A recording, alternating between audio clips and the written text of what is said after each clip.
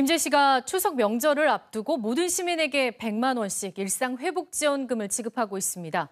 현 시장이 지난 지방선거 때 공약으로 내건 뒤 곧바로 실행에 나선 건데요. 논란이 적지 않습니다. 코로나19 이후 늘고 있는 자치단체의 현금성 지원, 취재기자와 함께 하나씩 짚어보겠습니다. 조선호 기자 어서 오세요. 네. 김제시의 이 100만 원 지원, 상당히 파격적인데 네. 4인 가족 계산해보면 한 가정 400만 원이에요. 이게 가능한 예산인가요? 네, 정성주 김제시장 초선인데요. 지난 6일 지방선거 때 공약했던 내용입니다. 시의회도 관련 예산을 곧바로 통과시켰고 민선 8기 출범 2달 만에 시민들은 100만 원씩 손에 쥐게 됐습니다. 1인당 지급액으로는 전국에서 가장 많은 것으로 알려졌는데요. 시민들은 크게 환영하는 분위기입니다. 김제시가 그만한 재정 여력이 있느냐 이게 관건인데 김제시 주민등록 인구가 지금 8만 1,000명 정도 되거든요. 100만 원씩 계산하면 이 예산만 810억 원이 넘습니다. 김제시는 정부에서 받는 보통 교부세와 그리고 지방세 수입 등으로 재원 마련에는 문제가 없다는 입장인데 하지만 김제시의 재정 그리 넉넉한 형편은 아닙니다. 스스로 살림을 얼마나 꾸릴 수 있느냐 이 재정 자립도를 살펴봤는데요. 10.1%, 전북 14개 시군 평균 재정 자립도가 13.5%인데 여기에도 못 미치는 수준입니다. 평균 이하군요. 네, 또 전국 시단위 지역과도 비교했는데 전체 평균 27.9%의 3분의 1 수준입니다. 그만큼 재정 여건이 좋지 않다는 얘기인데요. 이 선심성 논란이 제기되는 것도 이런 이유 때문입니다.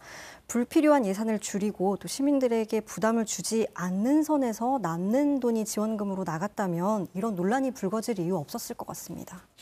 이름만 조금씩 다르지 다른 자치단체들도 이런 비슷한 지원들을 하고 있는 것으로 알고 있는데 상황은 좀 어떻습니까? 네, 코로나19 확산하기 시작했던 2해 전이죠. 전 국민에게 지급된 정부 재난지원금을 시작으로요.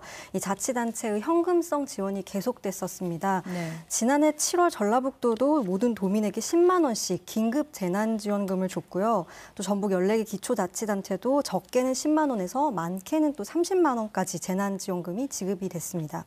여기에 더해 저소득층 특별지원 등의 명목으로 지급액을 늘린 곳도 있어요. 지난 6일 지방선거 때 재난지원금을 주겠다 이 공약들이 좀 쏟아져 나오면서 선심성 논란이 적지 않았는데 민선 8기가 시작되자마자 재난지원금을 지급하는 자치단체들이 늘고 있는 겁니다.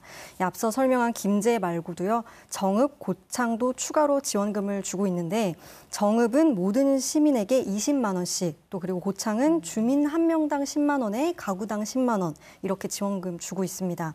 예산 안 살펴볼 수가 없는데요. 정읍이 총 214억 원, 고창 82억 원 들어가는 예산이 만만치가 않죠. 네. 김제, 정읍, 고창 이 세 곳 모두 단체장이 이번에 새로 바뀐 곳입니다. 한편 임실군도 군민에게 재난지원금 지금 20만 원씩 주겠다고 했는데 단체장 3선 연임에 성공한 곳입니다. 이들 지역 재정 자립도 역시 매우 낮기는 다 마찬가지입니다. 정읍이 9.4, 고창이 8.5, 임실 8.3 모두 전국 최하위 수준입니다. 이 예산을 어떻게 감당할지도 한번 취재해봐야겠습니다. 네.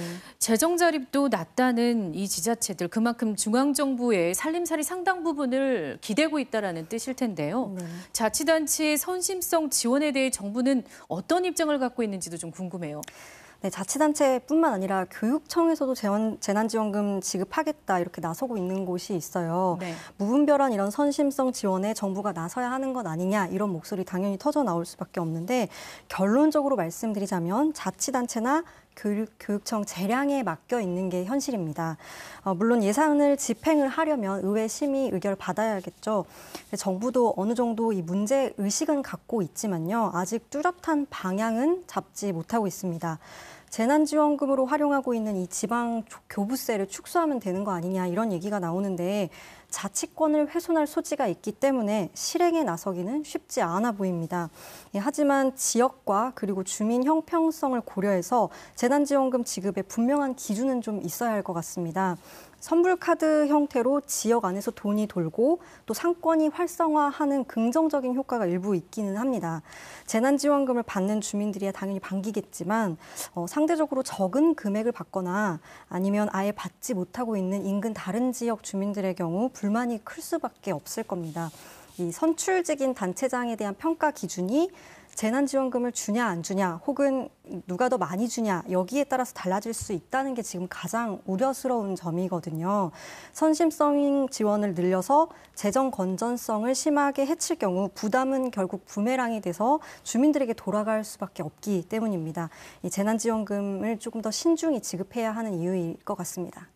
아무래도 이제 기대보다는 우려가 조금 더 있다라는 부분을 짚고 계시는 것 같은데 계속 관심 갖고 취재해 주시길 부탁합니다. 네. 조선우 기자 잘 들었습니다. 네.